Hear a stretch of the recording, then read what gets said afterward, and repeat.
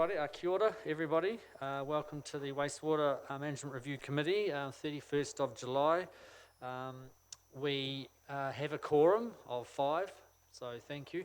I understand that Carlton and Whitty are imminently about to arrive, so thank you, Mayor Greg, for constituting the quorum, and you can now be dismissed. Thank you. Do we have to stop the meeting now, or can we keep going? Okay, so adjourn the meeting for just a couple of minutes, so thank you.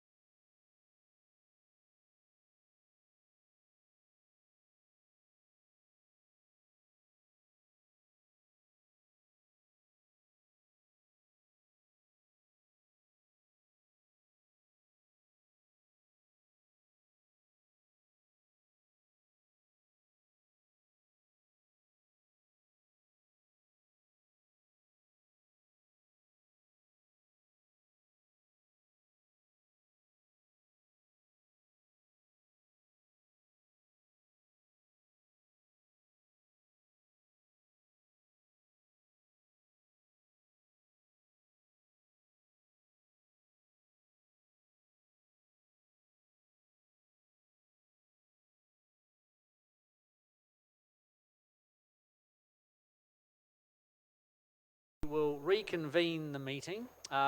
Before we have our karakia, I just want to remind everybody that this meeting's been recorded, streamed live, and also publicly available on YouTube for the viewing pleasure of the public at large. And also, can you please remember to speak clearly into your microphone, one at a time, and then put your mobile phones on silent, please. So, thank you. So now that we have a quorum again, I'd like to ask Matari, would you like to open the karakia, please? Or Carlton? Sure, Carlton. Tēnā koutou aetiwi. Me huri mātou ki tō tātou nei kaihanga, hei whakatapu a mātou me o mātou nei huihuinga tēnei rā. No reira e te atua nei rā mātou koropiko nei raro tēnei kaupapa I nui atu ki a koe kia whakatapu o tō mātou nei huihuinga tēnei rā. O mai tō manaakitanga kia mātou kia whai hua. Whai oranga mō mātou me a mātou nei kaupapa tēnei rā. No reira, I roto I toi ngua tapu ake āmini. Kia ora. Thank you very much for that, Carlton. And we do expect Whitty to be here any moment. So, apologies. We have an apologies from Erina Brewerton and also Max Mason. And I'd also like to move an apology from Whitiora McLeod for lateness. And moved by Councillor Steve Morris, seconded by Councillor Kurak. I'll put that. All those in favour say aye. Against, carried. Thank you. There is no public forum and there is no chairperson's report. And I don't believe there's any late items. Thank you. And I don't believe there's any need to change the order of business. So, confirmation of minutes of the 29th of May. Those have been distributed to everyone on the committee, and I'm assuming everyone has read them. Would someone like to move that we confirm those minutes? Kia ora, moved by Mātari, seconded by Councillor Kurak. I'll put that. All those in favour say aye. Against, carried. I believe any items following or as a result of those minutes will probably be covered in the business anyway, so thank you. Are there any declarations of conflict of interest? There being none, we can move straight to the business of the day. And I'd like to ask, we've got Jane Groves here from Stormwater Program Leader, and also Radley Cairns, and also Wally Potts. I see you there in the hot seat as well. There is a PowerPoint presentation regarding the Ocean Outfall Pipeline Renewal and Upgrade, DC216. So I'll leave it over to you to commence that. Thank you very much. Thank you, Mr. Chair. So this is a piece of work that we're just starting. We're in the very early stages of the process, and really I just want to brief the committee on the current situation and bring you up to date with where we're at and what we're proposing to do next. So we've just got a few slides here to provide an introduction as to what we're working with at the moment. So obviously we've got an increasingly complex network feeding our two treatment plants, and the recent installation and commissioning of the Southern Pipeline has provided a great deal of resilience to our network, but has also added a little bit of complexity to it. But I'll just talk briefly to the slide, if I may, with the pointer. So the Southern Pipeline comes in at Malimi Street. It starts from the south. It captures all of the flows from this area, the Tamonga, Welcome Bay, the south of the city. Comes through, that's the lakes and Tarika West, all comes through Malimi through to the Memorial Park pump station. And the Memorial Park pump station's an interesting beast because it can go three ways. We can go westwards into Judea through a gravity line that can tip both ways, so we can allow flows to go left to right or right to left. And then the flow can go along to Chapel Street. And that's non-pumped, that's just a connection between the two pump stations. The pump station itself at Memorial Park can pump either to Tamonga or to Chapel Street. And it's not a switch which just switches one way or the other, it's more like a dial. We can dial in the flows between the two plants to go whatever percentage, 90% one way or even 90% the other way at any point in time. So it's truly dynamic in the way we want to load the plants.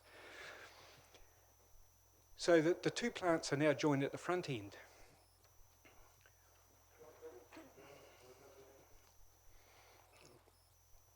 Another interesting feature of the network here is the two plants are also joined at the back end. So the treated effluent from Chapel Street goes over the Harbour Bridge and to the wetlands at Tamonga. And at Tamonga we also have the flows going through the ponds and wetlands there. The two flows then combine and go through the outfall pump station, the UV treatment plant, and out to sea. So it doesn't matter which way we pump the flows from the Memorial pump station, whether it goes to Chapel Street or Tamanga, all the flows end up going through the wetland system and then through the outfall. So it's a neat little system that provides a lot of resilience. You'll hear me use the word resilience a couple of times, I'm afraid, but it gives us a great deal of flexibility and also future-proofs the way we can run our networks and minimise overflows to the environment. So getting on to the outfall part of it, this landward section, which is the yellow piece here, is known to be in quite poor condition, and that constrains the flow that we're able to discharge through to the ocean.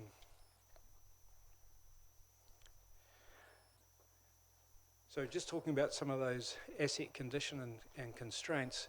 So when the pipe was laid back in, I think it was around 1976 it was commissioned, it was certainly in the 70s, by Vardnal contractors. It coincided with quite a large storm that came at the same time, and it damaged a lot of the marine sections through the surf zone and out to sea. And there were also issues with a whole lot of the concrete collars in the pipeline cracking in the landward section as well, because of when they were trying to haul the pipe through, the angles for the collars were too acute and broke some of the collars. With that, it means that we can't pump to the consented maximum of 900 litres per second. So we have a consent at the moment that allows us to pump 900 litres per second peak and up to 50,000 cubic metres a day. We cannot pump 900 litres a second without the risk of failure of that pipe. At the moment, we're constrained to about 18 metres of head. There were some trials done on that pipe looking for, it was pressurised if you like, and the pump head was raised to 20 metres and it blew the pipe. So there were emergency repairs undertaken at that time. So we have restricted the head on that pipe to 18 metres, and this is through the landward section.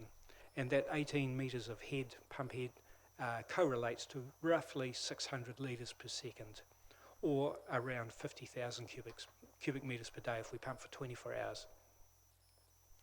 So we've been planning the replacement section of the landward section for some time, and that's purely because of the condition of the outfall, and it's a constraint to our peak flows. So moving on to peak flows, and this is where some of the numbers get quite fascinating, but we haven't really done a lot of work on this, so we're just starting to understand what some of these flow constraints are, and we're going to be doing some modelling work, which we'll bring back to the committee at another time. But what it does show us is that the ponds are currently essential for flow balancing, because we can't raise the pressure in the pipeline and we can't get the design flows through it. We definitely need to be able to let the float up and down, if you like, the levels float on top of the pond 1 and pond 2 to balance those daily flows. The consented maximum of 900 litres per second at some point in time will be insufficient as well, and some of the reason for that is because of the flows we've got transferred from the southern pipeline. We've got higher peak flows now reaching the plant. Pardon me. They're reaching the plant sooner than what they would have been going the long way round, if you like. So the peaks are getting peakier as well. So just to put a little bit of context around that, and as I said, we're just starting on this process, so some of these numbers are very, very early. But we have around, on our normal daily treatment at the plant, we've got around 850 litres a second coming to the Tamanga plant when we do the flushing of the southern pipeline. Then you add on to that the flows going through the transfer main from Chapel Street. So on any particular day, we can be up around 1700 litres per second. So that indicates how important the ponds are at this point in time to us for flow balancing, given that we can only get 600 litres a second out. So obviously that's an important factor for us. Certainly.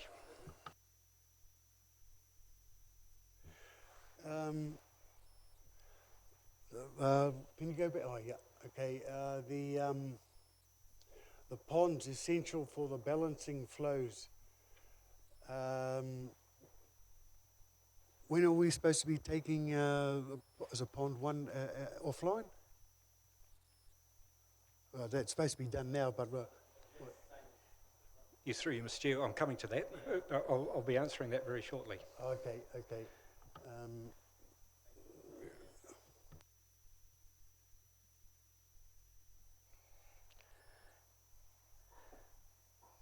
So there's been quite a lot of activity in the wastewater area. Obviously, the Southern Pipeline is commissioned and running. The thickening and dewatering plant was fully commissioned in April of this year, so that's running successfully too. And we are currently putting the effluent pipeline, which goes from this part of the plant here, as it goes through the clarifiers, down down tip lane and around to the outfall pump station and to the ponds. So that's to provide the peak capacity for those flows to the ponds and to the outfall pump station in the future. And that piece of work is just getting underway. The contractor's on site now. So the point I guess I want to make with this is there's a couple of things going on here. Obviously the thickening and dewatering plant is around stopping any more waste activated sludge going to pond 1. So it satisfies part of that issue. And the Southern Pipeline and the final effluent pipeline are both about peak flows and resilience to the network. Sure.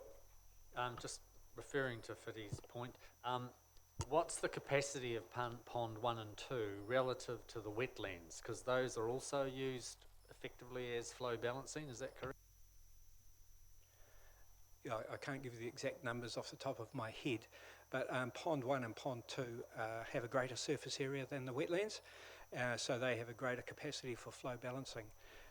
So pond 1 and pond 2 with wetland C are 18 hectares, and we have around 12 hectares for the wetlands for Chapel Street. So the two flows are separate going into the wetlands and ponds, and then they combine at the outfall pump station. So we have to look at the wetlands, the 3 wetlands and the 2 ponds as a combined flow balancing system for the entire network.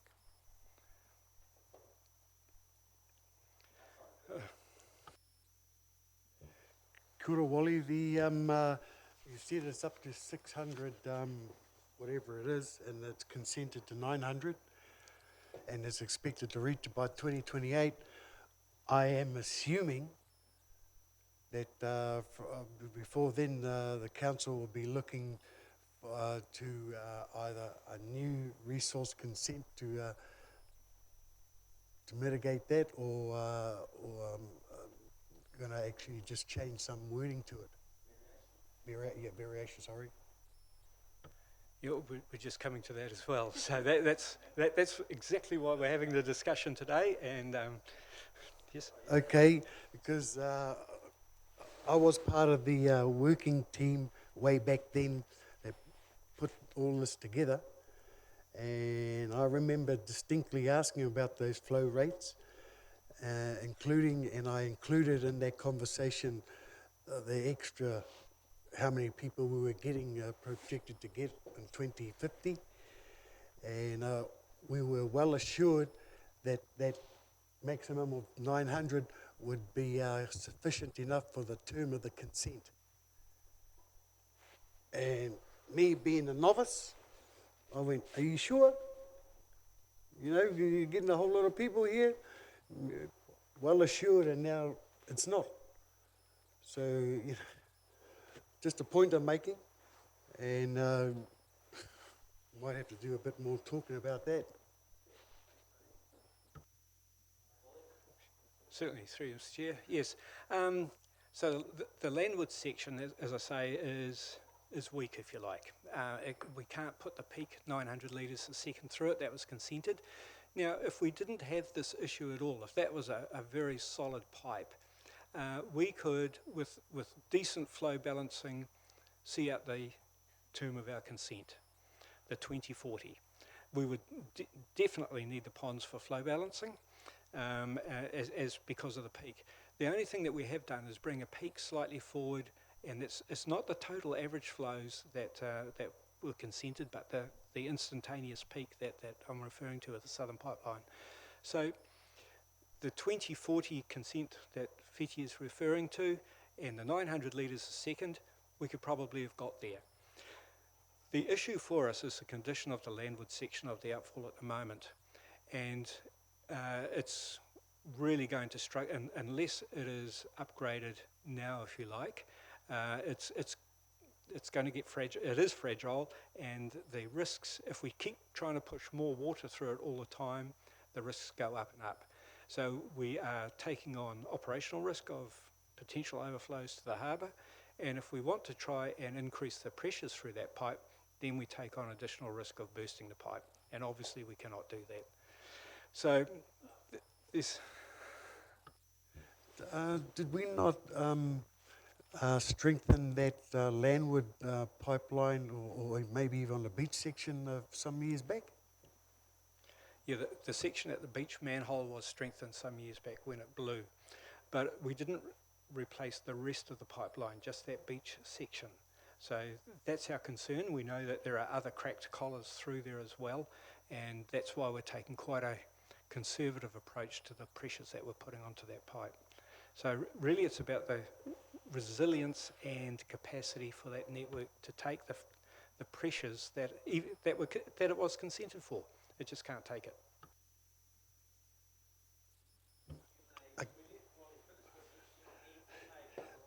Are we going to get a copy of that? Or is it all in here? Yeah. Okay. 216. Yeah.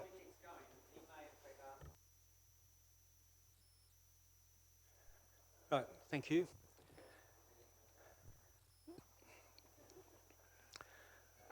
So what we'd like to do is replace the landward section from the treatment plant through to Maranui Street, and that's almost 2 kilometre section of pipe. An earthworks consent was lodged for that some time ago, and we just need to work through some of the permissions around that earthworks consent, and there's a bit more consultation needed on that. So the pipeline is designed, and we have an access agreement agreed with Mangatawa Papamoa Block, the landowners, and we have about so that agreement has been lodged with the Maori Land Court. If it goes through the Maori Land Court successfully, we anticipate completing construction within about 2 years. So there's still a little bit of work to do to get that started. So, as I said, it's all about the pipeline condition. It gives us the ability to use the landward section to its full consented flow of 900 litres per second, and it also accommodates the anticipated flows out till 2028. And it's beyond 2028 that we believe that we need to address the marine section of the outfall, and there are a whole lot of issues around that, if you like. For instance, do we put a bigger outfall out there? Do we continue to flow balance with the ponds? There's a whole lot of questions that we haven't even started addressing yet, and that's something that we'll be coming back to the committee with. So this is just showing the landward section from the ponds or from the outfall pump station, and that's the landward section alignment. And as you see, it goes predominantly through Mangatawa Papamoa Block to Maranui Street, and then beyond Maranui Street, there's a manhole just on the other side of Maranui Street, and we call it, beyond that, we call it the marine section. So this is the landward section, and it's 1.9 something kilometres long. And we're proposing to put a 1.2 metre diameter pipe through there. There's already at State Highway, there's already a duct through the State Highway and under the rail line that we can pull the pipe through. Then the pipe will cross over to the western side of the alignment and go through to Maranui Street, where it will then join back into the improved piece of pipeline that Whiti was referring to before, the piece that's been upgraded in the past. That's kind of the general scope of that landward section of the outfall. Sure. Thank you, Wally. So the pipeline only goes as far as Maranui Street? Does it go through the Urupā Reserve as well? Does it extend through the Urupā Reserve? Papamobi. No, on the northern side of Maranui Street, no, it does not. No. On the seaward, so no, we are stopping about 200 or 150 or so metres short of Maranui Street, and making the connection there. Yeah.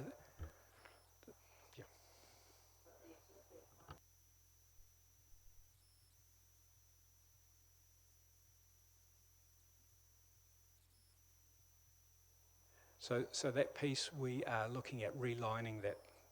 One of the considerations we have is relining that little slip lining something in there when we do the connections. We're still addressing that piece at the moment.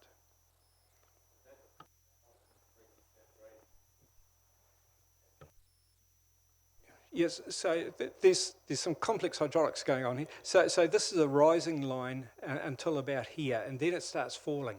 So the peak pressure is back a little bit from the sand dunes, and then it starts to curve over and go down. And so the pressures are falling on the other side. So that's why we think we can get through to 2028 in the way that we're doing it. So to make it clear that after the Maranui roundabout, going across the sand dunes and into under the water, that part of the pipeline is not on the Ngā Potiki Burial Reserve side, it's on the Hayden Henry's side, isn't it? Yes, okay. Okay, I'll hang off there for a bit controversial, the next one I was going to... Okay, thank you. Pretty much touched on all of that. So the next steps really, as I said at the introduction. Have you started any conversations with Hayden and their whānau about what's going to be happening on their part? No.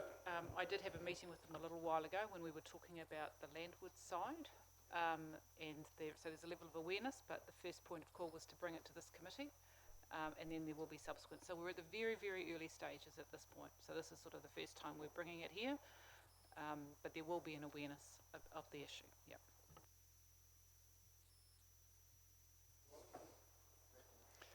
Thank you. So we have appointed a planner and a lawyer to help us with some of this work, and really it's about coming to this committee to say, how do we want to engage going forward with you? And obviously we have to engage with a whole lot of other people. We need to sort out what our program is going to be, what the scope is going to be. We really need to define the project. This is very early days, and we've only just started, turning our minds to this.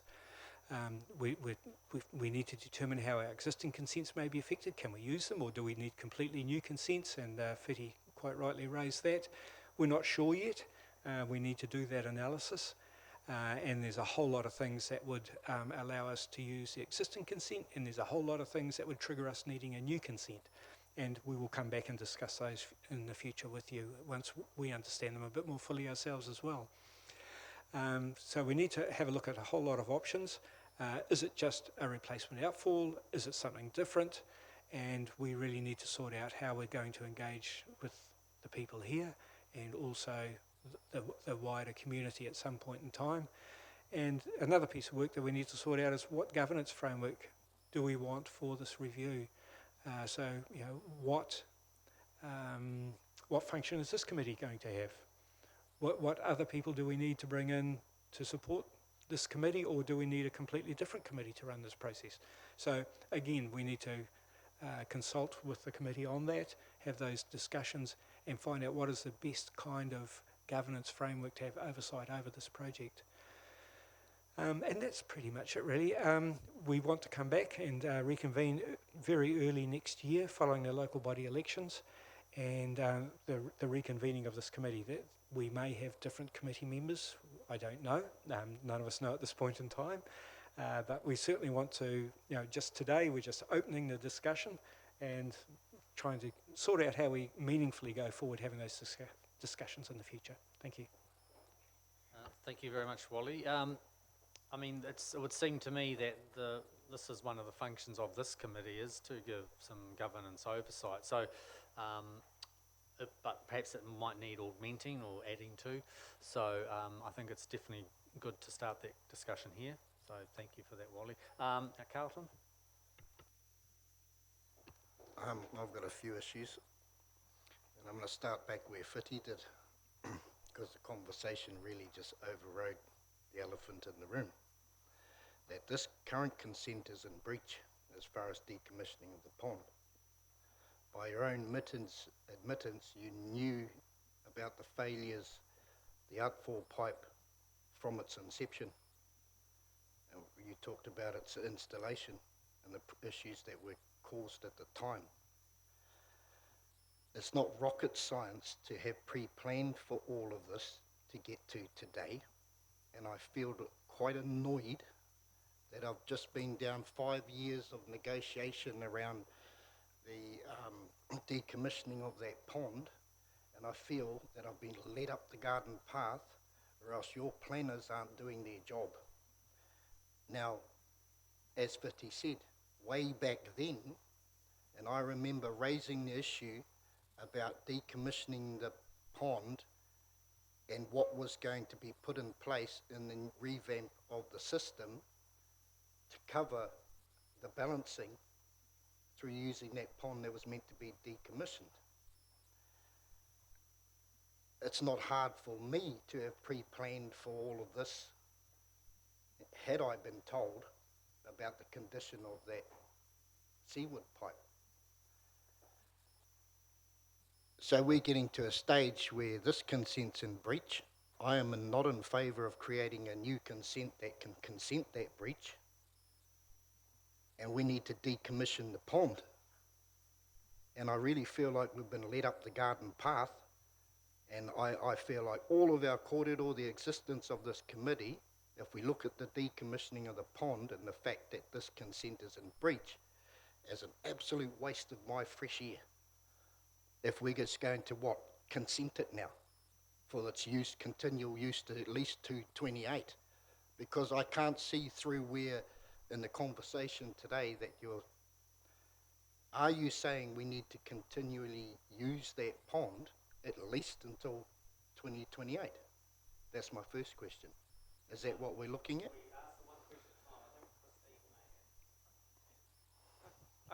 So I think the thing is around the decommissioning of the pond was the decommissioning of it as a sludge pond. And I think there may be a different interpretation of understanding by tangata whenua, and that's certainly something that we need to work through. So we have acknowledged that we didn't meet the resource consent condition in terms of the timing that the pond was to be decommissioned. In terms of sludge, we have now stopped putting waste-activated sludge. Can you just turn the microphone so we lose the echo? Thank you. So we've stopped using the pond for waste-activated sludge. It's maturing, and then it will be emptied, and there will be no further sludge going into it. Then the question and the discussion is around how is that used going forward, and that's certainly something that is worthy of a discussion. The consent that we're talking about here is actually not in respect of Pond 1, it's in respect of the outfall. So, and that's really the one we're looking at. So if we're to replace the outfall pipe, if that is where we end up, if there's one of the options that comes up as a preferred option, and there's a whole lot of work to do, and it may or may not be the outcome. So if it's that, or if it's something else, that will require a new consent or a variation of consent. So it's that section that was outside of the map that Wally held up on the board that we're talking about. And I haven't finished, and I don't like the connotation that the issue at hand is that tangata whenua were disillusioned around the wording in that consent.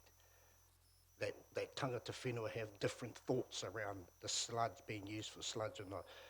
believe me, no disillusion around that fact. That, and bringing it back to the new consent, part of that new consent must be part of the new use of the pond. It has to be, because you had not consented to use it for anything else at this stage. So there is a connection with the consent and the decommissioning of that pond in the new, if there's a new consent to be gone through or applied for.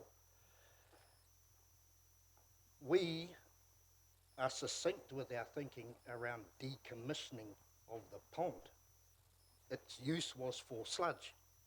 The consent says to decommission it for that use. So there's never been, and we've been led to believe that we would come to a stage of what do we do with it now. Part of the whole reasoning behind decommissioning the pond was to get the wastewater scheme away from the harbour's edge, because you couldn't rectify the leakage issues with that pond. So we know right from the outset, we didn't want the pond to be used in conjunction with wastewater, and that's why we're in favour of decommissioning it. And if you're saying that we're disillusioned as to what was going to happen to it, well, you've had years and years and years and years and years to discuss that issue with us. We've raised it before, post-decommissioning, in several meetings, and never has anyone enlightened us to this new, what we're talking about here today. And you had that as a council in your knowledge from the inception of that outfall pipe around the need to revamp it, and which would mean the continual use of the pond through to 2028 by what I'm reading here today. And we were looking at having that pond completely decommissioned within the next 2 years, going back 12 months, if I recall properly, in that set of minutes. So I'm not in favour of applying for any other consent. This consent is in breach, and we're all lucky Tama's not sitting here, because that breach has led to the last 24 months' work. And now we're here today that we want to keep using it till 2028 at least, and I still can't see that past 2028, if you go by what you've presented, that there's no need to use it, continue to use it after that for the balancing exercise. We need to get this done. Well, my thing would be get stuck into fixing the outfall pipe and take the burden off Chapel Street, so we no longer have to deliberately discharge treated sewage into our harbour. That's another thing that needs to be stopped. And if fixing that outfall pipe does that at the same time, well, we'll be happy with that. But going down a road after all of these years of moving away from the use of that pond with its current unfixable failure, meaning the cracks, which allows discharge of whatever goes into it. Whatever goes into it is in conjunction with sewage. So you haven't got it's not going to be turned into a public swimming pool. So that was around the decommissioning of that pond, was because of its failure and its continual discharge into the harbour. We've never been disillusioned, and I bet my bottom dollar there would have been no recommendation from tangata whenua to keep using it for wastewater. Kia ora, Carlton. I think it might be a case of not really understanding collectively what decommissioning means. I always thought decommissioning was not putting sludge into it. You're saying that decommissioning means nothing at all, even the actual water aspect of it. Is that correct? Absolutely. If you take if the word and its singular meaning, you only got to look in the dictionary what decommissioning means. No longer used. So that is something that we do clearly need to get some agreement on that over time. It won't happen today, but you've raised a very important issue, and we clearly have to discuss it. So if I may, Mr. Chair, these are all valid discussions for the future, and like I said, we're just starting on this journey around understanding our peak flows, understanding the performance of bringing all of these different things together, having the plants joined at the front end, joined at the back end. All of this is fairly new. You're right, we've known about the outfall condition for some time, but we haven't understood what what impacts that was going to have on the performance of the network further downstream. We're just doing that hydraulic analysis now, and all of those points about what is the future of the ponds, what is the future size of the outfall, do we need a bigger outfall, do we need a smaller outfall, are we going to go to land, can we do a hybrid system? Those are all discussions that we need to have, and there's going to be so many options that we need to look at and consider the implications of them all and come up with the best practical option for Tauranga.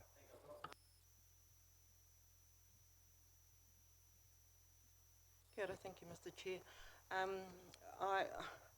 You're right, Mr. Chair, in saying that clearly that we all need to be sort of like, updated or, have a bit more understanding about what's actually happening in terms of decommissioning the pond. I think for me, I had always thought that because we went through a program to agreeing a dewatering, a desludging project, that was going to actually accommodate to the end that there will be a decommissioning of the pond. That was my understanding. All right, to me, I thought that was it. It won't be used for anything else after that. So yes, I probably need some educating in that sector as well. The other thing too is the engagement. I note that MPBI have basically had some really good engagement with Tauranga City Council, because it was mentioned that they are dominantly the landholders in that particular section of the land pool. There's actually more than just MPBI. So to me, there's just been one sector of that community that has been engaged with TCC, but there's also others. There's Ngā Pōtiki, there's Ngāti Kahu, there's the Smith Whānau, and also the Urupara Reserve. So there is a few things that sort of we seem to have not been a priority. It seems to be the MPBI that has been the priority. And I know that there is an application with the Mighty Land Court as we speak that will be, whether it's going to be agreed to or not, because I know there was a MPBI AGM that actually passed it. So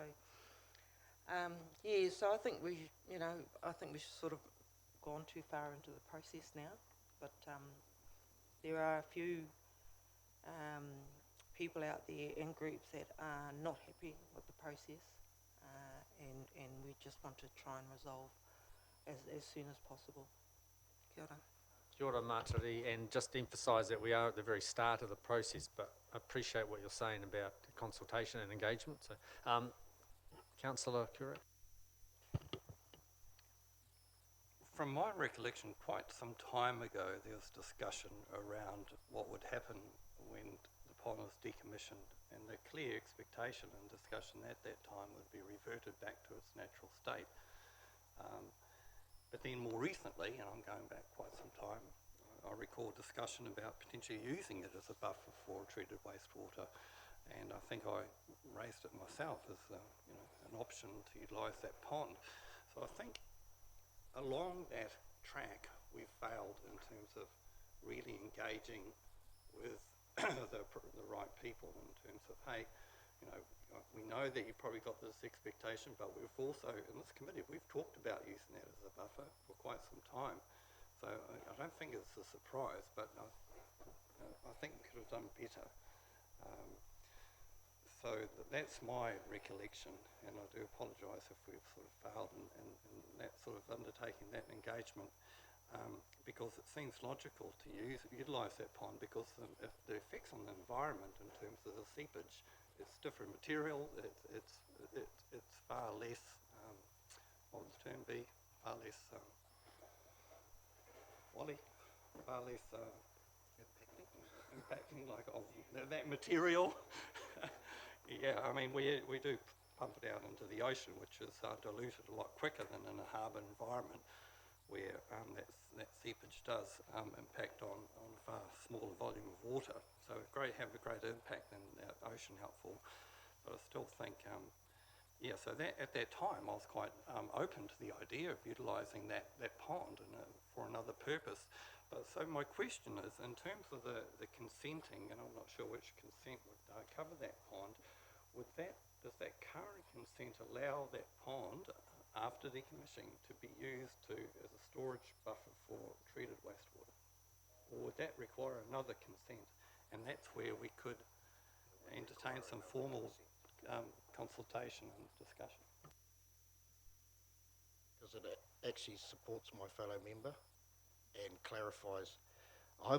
The only other use I've discussed was around stormwater, wasn't for wastewater. What would be the point in using it, discussing the use of it for treated thing when you can pump it out the outfall pipe? I would never personally have gone there because that's a waste of a discussion. It was around stormwater, and I was thinking about the Mangatawa drain and what comes out of there, and that could have been diverted through the wetland back through the pond, and then, you know, would have been a better option than just having it flowing into the harbour. So you are correct in saying we did at one stage discuss options around it, and I said that, but that was around, the only thing I raised was stormwater, using it for stormwater. And because, the reasoning behind that is because of the cracks in the pond. I would never have suggested to use it for wastewater again, because it doesn't matter at what stage of wastewater it is, it's going to flow directly from there into the harbour. And I've been banging on my drum about Chapel Street and our deliberate pumping of treated wastewater into the harbour. So you are correct, we did at one stage discuss, although very little discussion, alternative use, but my input was around stormwater. Kia ora. Did you want to answer Rick's question, Wally, or do we not actually know the answer to that question about what the consent actually says? All that the consent says is that the pond shall be decommissioned. Okay. So, and that's in the odour consent. In 62878, the effluent consent, it says it makes a reference to decommissioning of the pond and the future use of the pond, and it refers to wetlands as an option. So the two consents are trying to be consistent with each other, but they're not exactly consistent. So decommissioning is, I guess, different people have a different interpretation. And that is a piece of work that we really, really need to discuss in the future and understand the implications of that. If we remove 6 hectares of flow buffering, what does that mean for the outfall? Sure. And, and if we turn it into something else, what does that mean? And if we return it back to the harbour, what does that mean? And we can have those discussions. We fully intend to have those in depth. That's positive.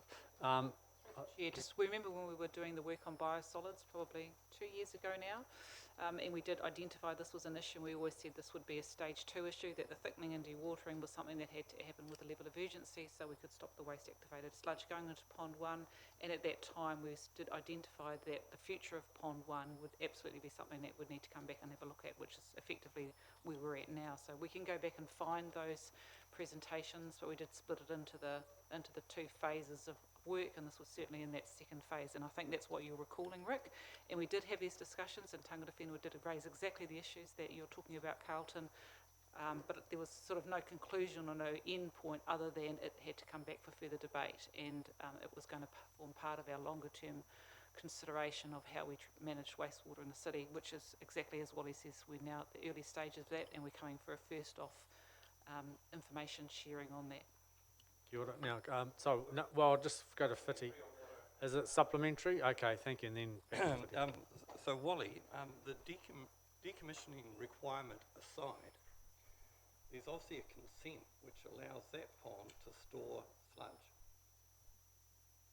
Is that correct? There must be. So my question is, does that consent also allow for not sludge but treated wastewater? Was it specific on sludge? It was specific on sludge, and it was in the odour consent. And the conditions around the odour consent were because there were, I guess, concerns that the pond would smell having sludge in it. So the condition to decommission the pond as a sludge pond 7 years after the consent was issued was in the odour consent, and probably around managing odours from the site. It hasn't smelled, we haven't had odour issues, but we have been very late in decommissioning that pond. And I think it's a matter for the future that we really get together and sort out what decommissioning means to us all.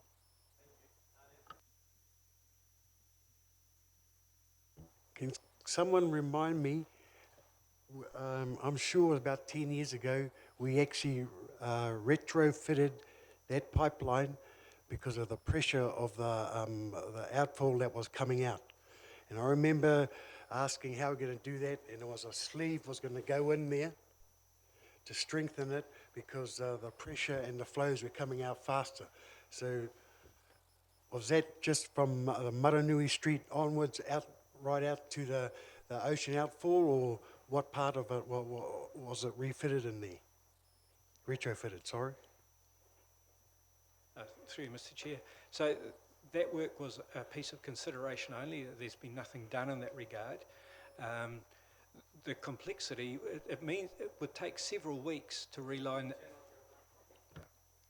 It would take several weeks to reline that pipe. What do we do with the effluent flow in those several weeks?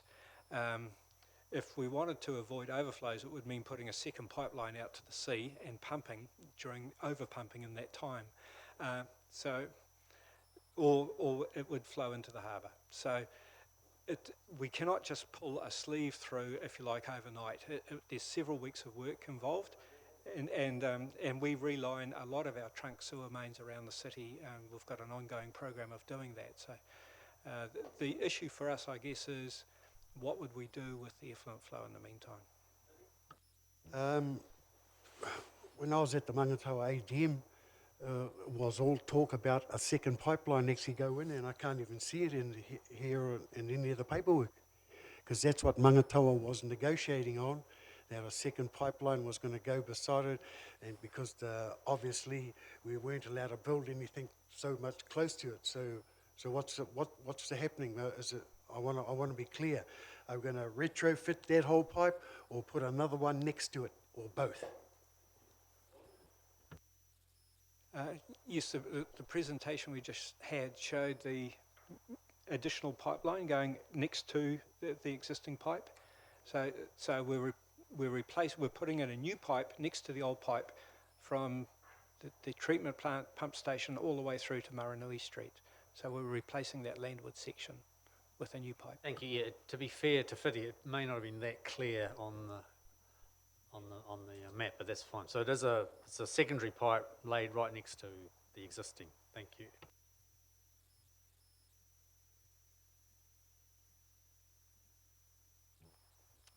Also,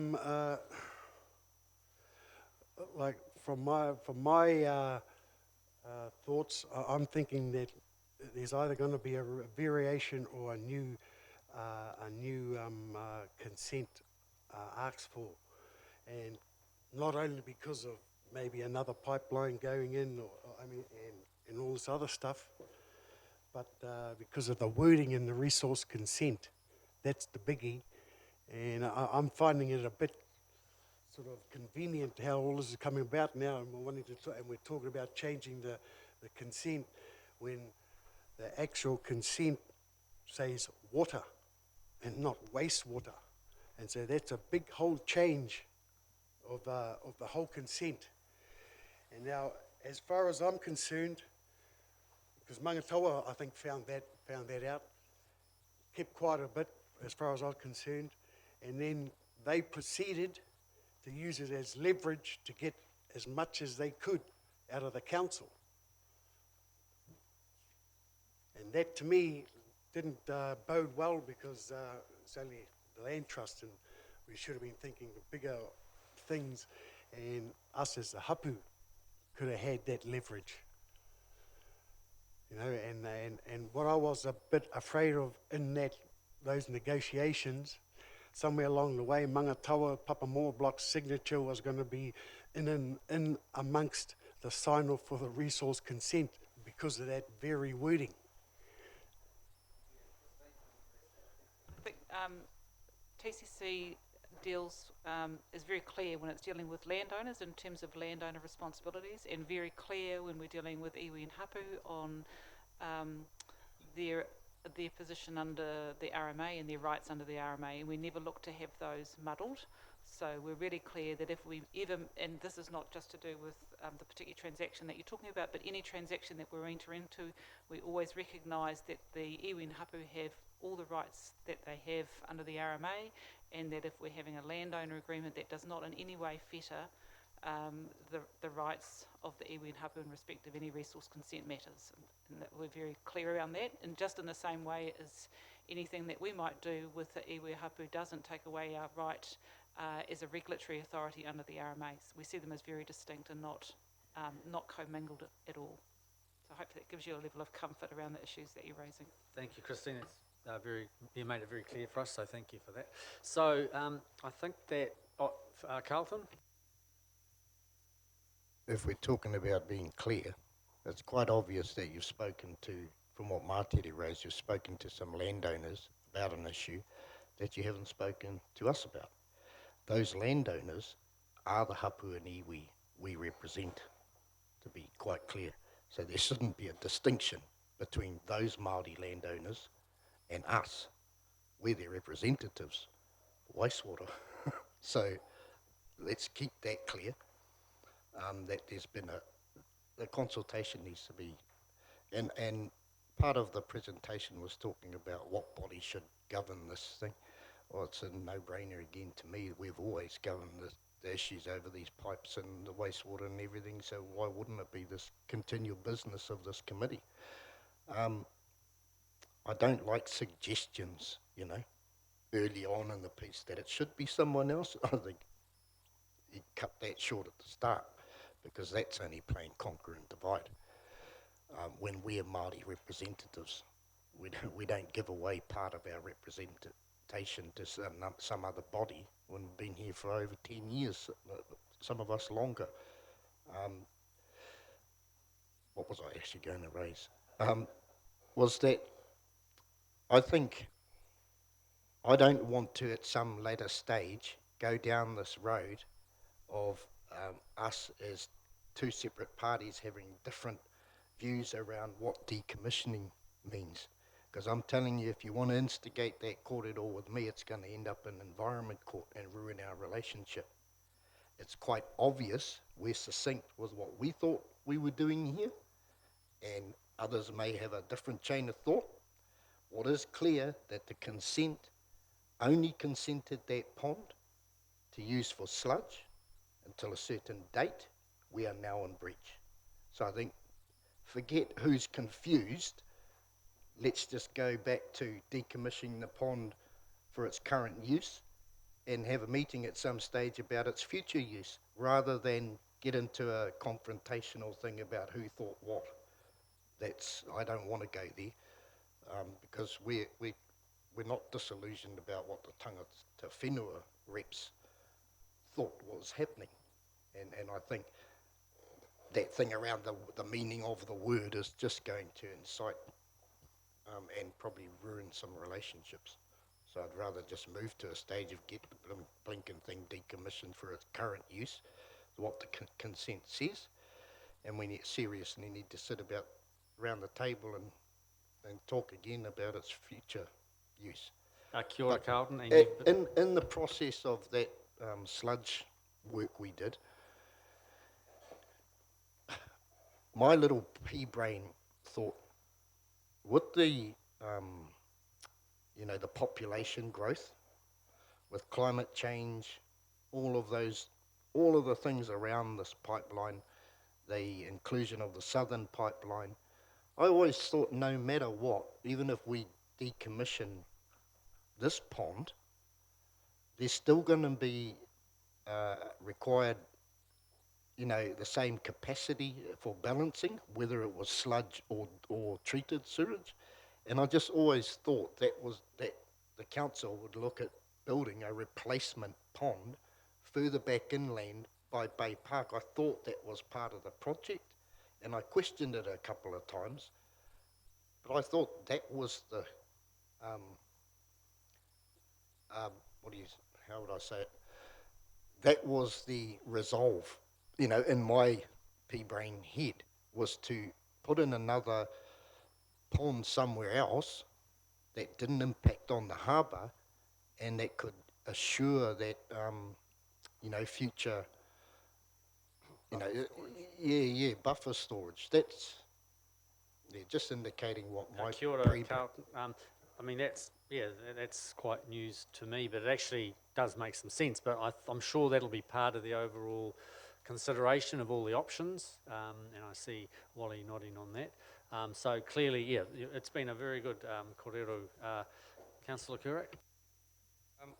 I think we need to get this issue clarified before moving forward too quickly. I think it's really important that we do. I'm not sure when we could hold, you know, a meeting to have that kōrero, but we need to do it. It's fairly critical. So if I could just leave that, you know, I'd Thank love you. to make a recommendation along that line, because the relationship is really critical, and we need to have clarity. I mean, that's where I'm coming from. Perhaps the next meeting we could dedicate some time. I would I'm say, not sure what yeah. other members think, but if you can. No, I would Speak to say, that. I'd say, Councillor Kurak, that the whole objective of this is at the next meeting by then to have the scope of this whole thing set up, which will include all of those options for discussion, I would have thought. But this, yeah, the exact definition of what we're talking about, correctly, yeah. Christine?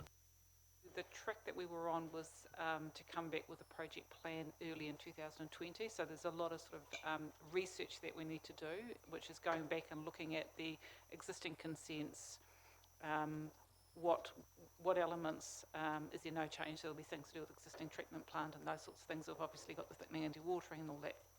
What are the other elements that there might be some changes going forward? And then we can then come and have a conversation with you. And then also how might we go about option assessment? So clearly we need to identify, and you've talked about one particular issue and looking at a range of options. There's the same thing in terms of the actual outfall. So we need to think about all of those things. So we were going to do some early planning on what might be the scope of what might be the types of issues. So Wally put up a series of questions. We need to get more of those, understand the scope of this, and then come back and say, have we identified all of the factors? Now, the one around the future of the sludge pond will absolutely be one of those factors, but what else is in the mix? And then we can move forward. So we wanted to sort of be a bit more, rather than just dealing with one element in isolation, because all of these bits, as Carlton has said, all click together, and let's understand all of the things that we need to think about, bring that back, check that the scope is complete and it picks up all of the issues that in particular Tangata Whenua would be expecting us to look at, and then work out how are we going to progress those. What does that look like? What are the check-in points? What is the engagement? What's the participation that we're going to have around that? And what are the timelines looking like? So that was really where we're at. So you could pick one bit up and start to do some preliminary work on it, but our suggestion is that we do need to think of it as one package, otherwise we will be looking at things in isolation. And I think that's one of the problems about why we've got the current issue, is that we had to by need deal with one issue, which was the sludge pond decommissioning from sludge, and so we dealt with that, but we'd rather look at this more holistically. I'm sure you've heard loud and clear, we don't agree with that was your only liability to just decommission thing from sludge. So to come with a full suite of recommendations going forward and the whole gamut of things where we're stuck on that singular point, I agree with Councillor Karach that we need to deal to that. We need to move it to a stage where we all understand it's being, because whether it's decommissioned for sludge, it's decommissioned post that point, for its current use in the consent. That brings us to the future of it. I don't want to move to a future space where what we're looking at is future proposals for the pond. I think Tangata Whenua, at least, we deserve a meeting around what, our expectations are going forward, because if we sit here and we meet with each other over the next few months, before that comprehensive, and we decide, no, we don't want to use for anything, return it to its natural state, which I definitely heard Ngā Pōtiki mention several times in the past, then we're going to be at stalemate, you know, when we come to this full gamut information, and because it'll include the future use of the pond. I'd rather you carry on doing that, compiling all the comprehensive information, but at some stage we meet to clarify whether we're willing to move forward on any future use, or else, you know, I don't want to come to that stalemate scrap next year that we've already decided no. Okay, kia ora, You know? Carlton. I'm wondering, is it worthwhile, Christine, trying to organise a workshop between now and the next actual official meeting? Does that make some sense, Radley? Through the chair, so we have 2 workshops planned for August. One is right at the end on the 29th for the 5-yearly monitoring technology report draft review. We also have one set aside on the 22nd, which we were going to use for discussion around the EMEF guidelines, but potentially we could use that instead, or we could use it, you know, half and half the time depending on how long we spend. That sounds good. Anyone would disagree with that? Whitty? Just I want to make a statement. Like, it's to me, the resource consent is in breach not only because of the decommissioning of the sludge pond, but because of the wording for the outfall pipeline that reads to carry water 900 metres out and not wastewater. So you're actually been in breach since the beginning. Okay, well that's Technically, a new I'm one, yeah. right, eh, Christine? That's a new one to me as well. Yeah. No, you have. Hey, I was at the Mangatoa. Well, can't be semantics. You go to court. It says water, not wastewater, and that's a biggie. I think they're 2 different things. You're talking about an easement and we're talking about a resource consent. So Yeah. No, they're I'm not talking about 2 different things. It's the same thing. In the resource consent, it actually says to carry water, not wastewater. So You we may will. say semantics. You look at it in the court of law. Technically, we're in breach from the beginning. I'm sure the court would look at it and say, well, it wasn't set up just for your normal kind of water. But however, look, that can be addressed at the workshop as well. So we just need to decide whether it's the 22nd or the 29th. Do you think that? Yep. So Becca, who are providing the draft,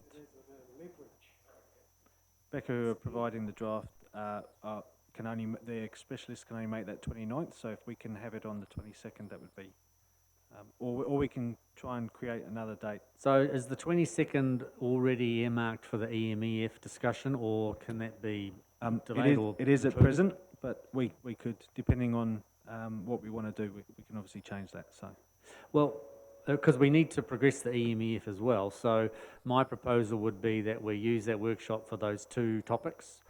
And does that give enough time for staff to investigate and for tangata whena to really investigate the consents?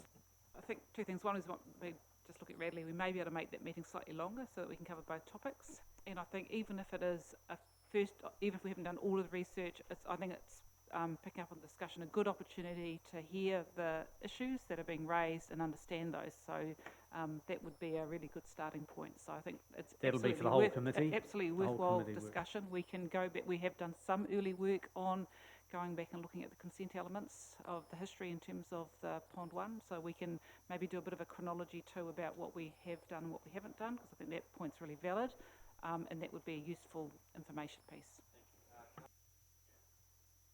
We may need to look at carrying over. If there's 2 workshops planned, it may need both of them, and the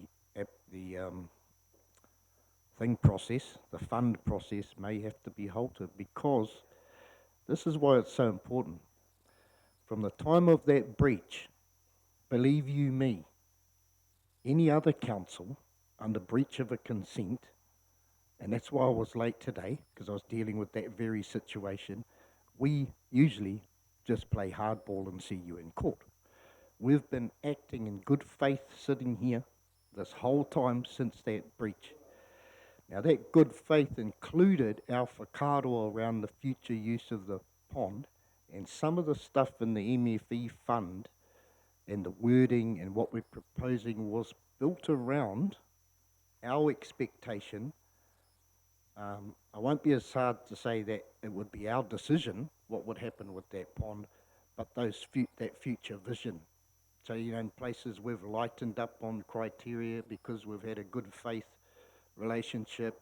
Some places we've driven criteria towards if there's any ongoing impact around the pond, that research project should be tailor-made to carry on dealing with that once it, the desludging process. This is a more important kaupapa, and the good faith that we've all been acting on. We're quite succinct on our future vision for that pond. I just can't understand why other people haven't heard that. And so I think there's more, and we may need to carry it over into the Kia ora, second Carlton. So, first of all, yes, I think we all agree that tangata whenua have expressed good faith through this whole breach of the consent, and we absolutely appreciate that. I think what we'll do then on that workshop, we'll make sure that the order of business is the very first thing we talk about is this Pond 1 issue, and then if there is time through that workshop, then we get to the EMEF. But it sounds like that is the most critical factor to be discussed, so I'll suggest that we do in that order. So is that the way to go? So thank you. Okay, thank you everyone for your very frank and earnest discussion on this topic, and we really appreciate the points everyone has made. On page 19, we do have a recommendation to receive this report, DC 216. Can I have a mover to receive it, please? Thank you, Councillor Kurak, seconded by Councillor Carlton. Thank you, Carlton. You could be a councillor one day. So I'll put that. All those in favour say aye, and against, carried. Thank you. Okay, thank you. Now moving to DC 214, which is the wastewater activity update. And we've got Radley and Wally here to present, and there is a PowerPoint presentation. Thank you very much. Can I just comment on the work to date with the MFE thing? We had a discussion the other day, the tangata whenua reps. So we're happy to date with everything that's been done between us. So if it's put on, that work is put on hold, well, it can be put on hold that we're all in agreement with what's been done to date and wording in that. If I could just add to that through the chair. So I've got a little bit of an update about what we've currently done through that guidelines, and so that everyone is aware of where the draft is currently sitting. So yes, so hopefully that will answer some of get everyone on board. Okay.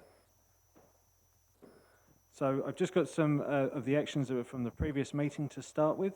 So there's some questions around the levels of the testing that was done and the coliforms in the March testing for the seepages.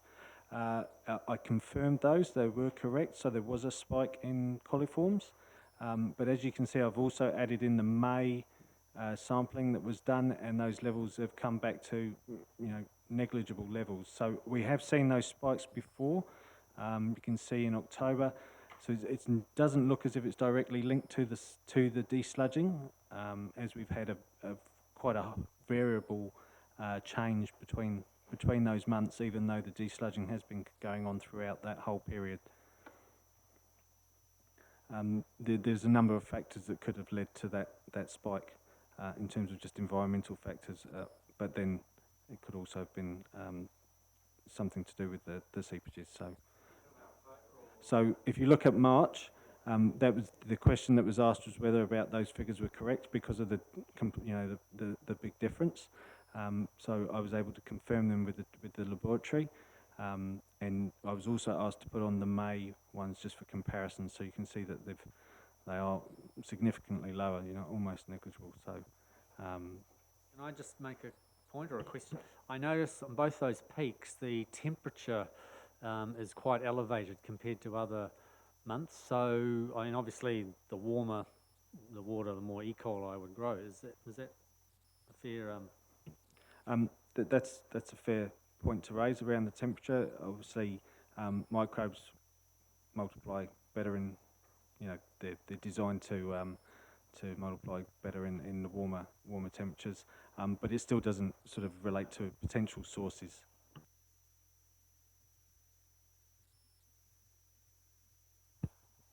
A while back we looked at dealing to the geese, the wildlife, because of their contribution to this issue. One question, did we actually end up doing anything about it? Because the impact that those birds are having around the whole harbour is huge. And them and the swans, the geese and the swans, are actually impacting big land blocks around the harbour as well. So, yeah, that's my question. Does it coincide with that, the breeding of the birds as well? So it doesn't coincide with those particular numbers. Although I wasn't dealing with the committee at the time, I do remember Toby putting a plan together around culling some of those geese numbers. That wasn't actioned. That didn't actually happen. I cannot remember the reason for it. We did a few. Yes, sorry. There was a geese cull several years ago, and a few were killed and removed, and feathers were recovered, and some of the birds were recovered too, as I understand. But it was a very low level, and we're only talking about a handful of birds that were killed, and we've done nothing since as far as controlling geese numbers go. Thank you. I'm just looking at the comparison to the October. They're quite high there as well, so what's going on there? Through the chair. So, again, the source, we're unsure of the source, but what we do have in place now, through another project, we have a plan set up for trying to have some DNA source tracking of high E. coli numbers for our stormwater areas. So we've now got a plan in place that if we have reserve samples, so that if we get these high numbers, we can send them off to get them source tracked. So we'll be able to tell, have a better indication of where they're coming from. Thank you, Radley. I thought we were doing some desludging during that period, or was it? So the desludging was going through that period, but as you can see, it was also going through November, December, January, February. So there's not a direct correlation between the two.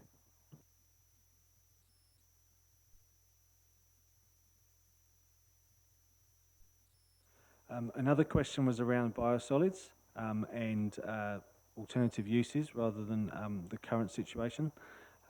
We've been in discussions with a company, a vermicomposting company, around opportunities, and that's sort of progressing at the moment. And obviously we'll come back to the committee when we've got some better detail around that. And the last two questions were around the odour survey and how we may move away from just landline calling for that survey, which we'll discuss with the research company when we come around to the 2020 survey. Have you, is the company already under contract for that? No, they're not. And you may have met, I'm sure most of us know Julian Hootier, who has built a machine that's internationally unique for the detection of odour and chemicals, and he first did his doctorate in tracing E. coli point sourcing. That if you're looking for someone who's an expert in both fields and has world-renowned technology that's not on the market.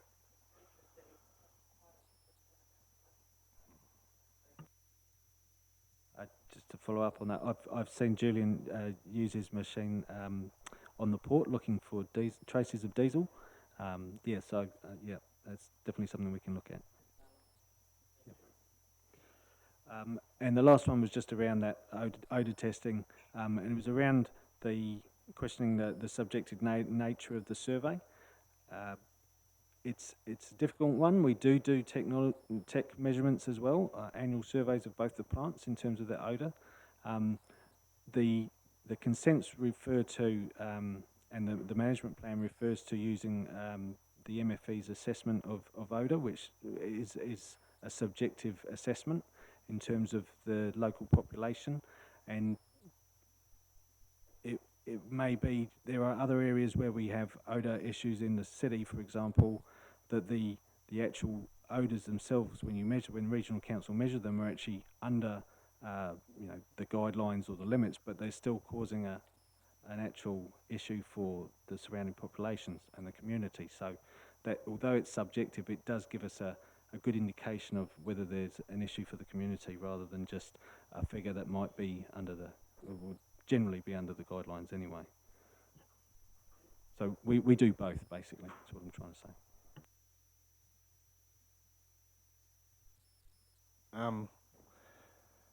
Maybe the guideline allowances are too high, because I'm always at Chapel Street. All of my mukapuna have their birthdays at Chipmunks, and I've got 8. And yep, I've got 8 and another one on the way. And just as recently as last weekend, we were there. And I'm forever sitting at tables, listening to the people down at Chapel Street go on about the stench from the plant. So maybe and I can smell it. Maybe the guidelines are just too high. And I don't think just asking, predominantly shopkeepers, business people down there, because I've talked to some of them too, and they'd rather just keep the peace with the council and say it's not an issue for them. That's what they tell me.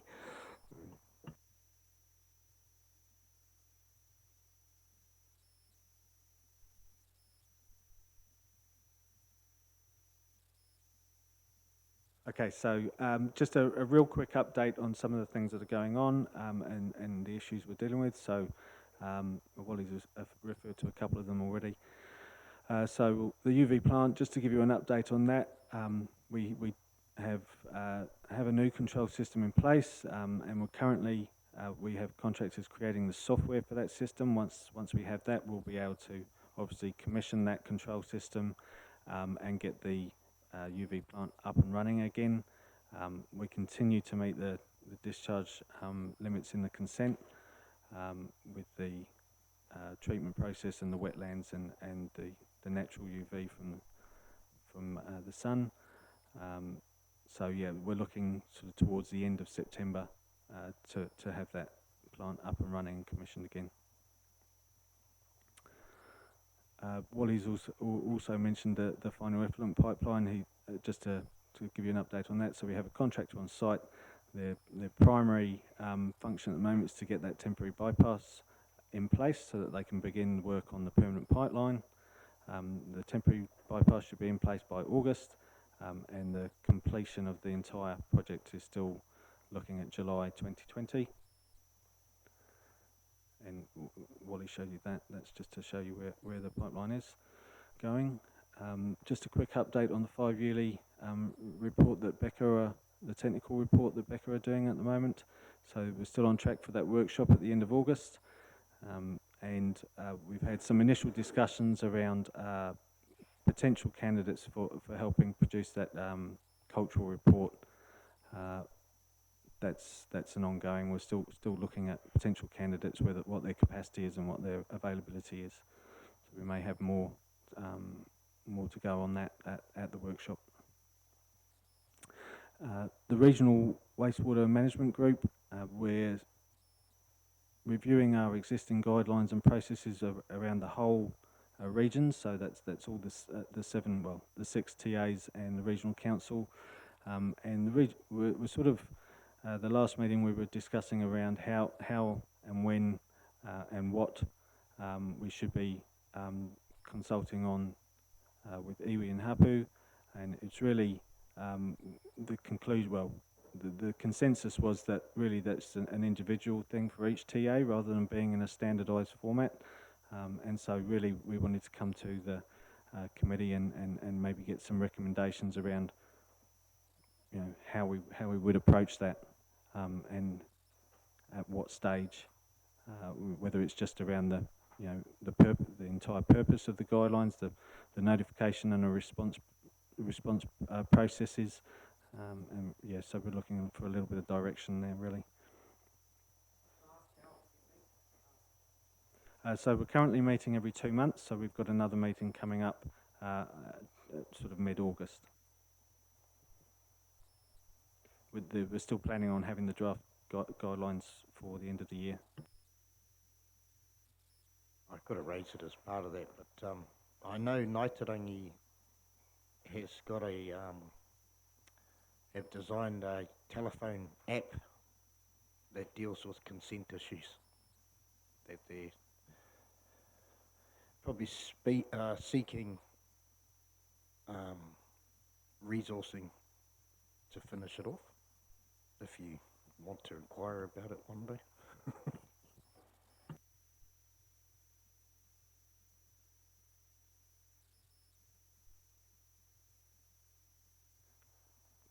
So just a quick update on where the draft guidelines are currently sitting. We've been looking at the categories, the initial categories of that were in the original manual, and there was a feeling that there was a gap there around enhancing the environment and the ability to look at projects that would do that. They've sort of come on these 4 categories, which are around enhancing the environment, which might have been affected by the scheme, avoiding and remedying potential and actual effects, and mitigation of those effects. The draft also includes a little bit more strengthening around who can apply for the fund. So the applications currently are around a number of different groups can apply, but it was thought that there should be some strengthening around the ability for that any sort of application to either be led or demonstrate some active partnership with mana whenua, and that really wasn't in the original guidelines. So looking at the categories, it was felt that there should be a sort of split streams into 2, with one looking at those projects and initiatives around mitigation and enhancement of the environment, and the other one looking there's a draft eligibility and assessment criteria that's been put together, as well as the skill set of that independent panel that was talked around, that would assess those applications, the skill set that they would require to be able to do that. Sorry, just to clarify, so the 2 streams, one is mitigation and environmental, or mitigation, and then the second is enhancement, because it wasn't very clear. No, sorry. So this is the first stream. Oh, this. Yep. So is around those projects around mitigation and enhancement, and for that stream, those criteria have been drafted, and they've also looked at the skill set required for the independent panel that would assess those applications.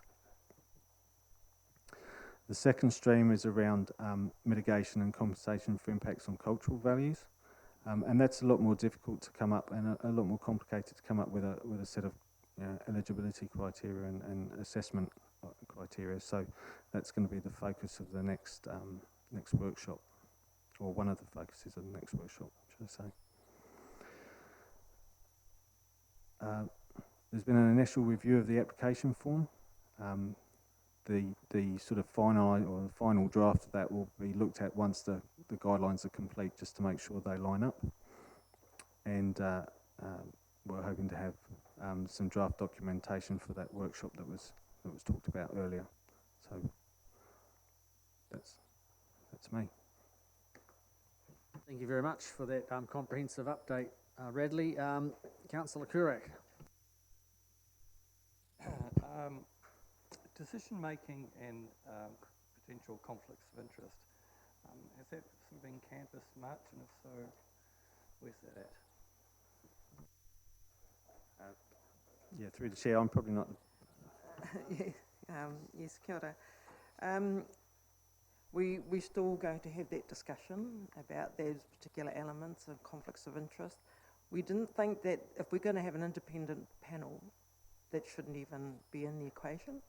So we're still going to have those discussions, and at the workshop we'll probably be able to determine whether we're going to have that element within the application or not. I just want to commend Radley for him helping us to get to where we have, and also the other members. You know, it's been really exciting just moving on this particular project and how we want to see it progress.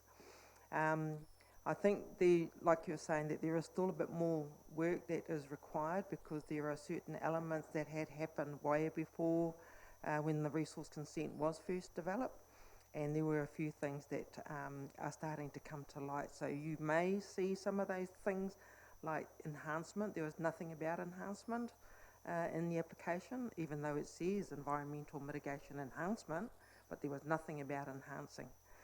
So that's been included in there. The other thing too is that we talk about the upper Tauranga Harbour. Where is that? Because that's what it says in one of the sentences, is that it doesn't actually say where is the upper Tauranga Harbour. So my assumption there was Rangataua. And so it's sort of like putting things in there without saying too much, you know. So it's not going to be too controversial, if you know what I mean. So I'm looking forward to the next workshop, and we've done quite a lot of work. You know, we've had our office available too to run these workshops for the tangata whenua, and it's been really good. And I thank you, Radley, and Carlo as well, who was also participating in that. And Eden's not here, so she's been really helpful in that space as well. Kia ora. Kia ora, Marjorie. It's good to hear that the process has been getting more progressive in the last 6 months especially, and thank you for that. Carlton? Just that one thing I still haven't really got clarification on is if we have an independent panel, do they appoint the fund, or does their decision come back in recommendation to the committee? And that's probably the point where any conflict could arise. But it's not a conflict until your decision making makes it a conflict. It's an interest that some of us may have, but that's the way I think that conflict of interest is so simple. It's not a conflict until your interest becomes one because of your own decision making. So. Kia ora. And that'll be discussed, I'm sure, at the workshop, just to clarify that. Councillor Kurak?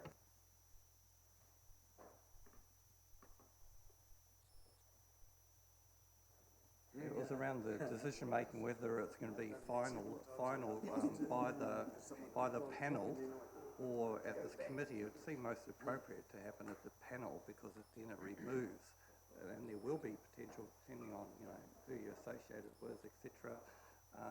But there is going to be a workshop. Yep. Okay, thank you. Any other discussion on any points in the update?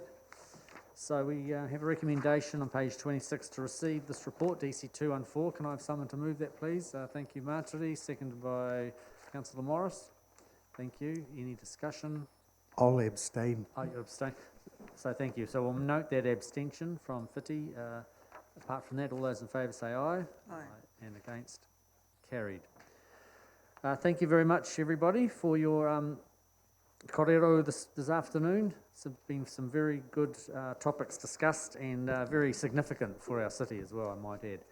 And so thank you for the spirit in which the discussions are being conducted. There are no late items, so I'd like to ask for a karakia. Carlton, are you happy to closing karakia? Thank you.